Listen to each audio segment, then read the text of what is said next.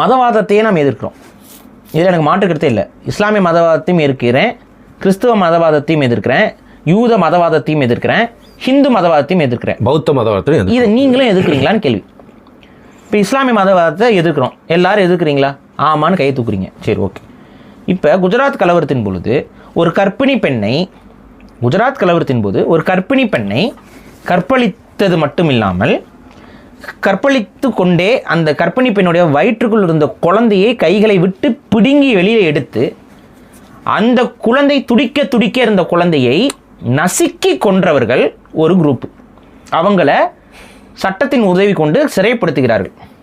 அவங்களாம் ஜெயிலுக்கு போகிறாங்க. பிஜேபி ஆட்சியில் நன்னடத்தை காரணமாக அவர்களெல்லாம் வெளியில் விட்டாங்க, எல்லாம் வெளில கொண்டாடினாங்க. அவன் வெளியில் வரும்போது அவனுக்கு ஒருத்தன் மாலையை போட்டு வரவேற்றான்ல, எரிச்சல் வருதா இல்லையா? ஏண்டா இஸ்லாமியம் பண்ணா மதவாதம், நீ பண்ணா மதவாதத்தை எதிர்க்குன்னா முழுமையாக மதத்தை எதிரு. நான் இந்த மதவாதத்தையும் எதிர்க்கிறேன், இதை நீ ஏற்றுக்கிறியா சொல்லு. ஆமாம், மதவாதி தான் அவன். இன்னைக்கு பங்களாதேசத்தில் நடக்கிறது மதவாதம் தான்.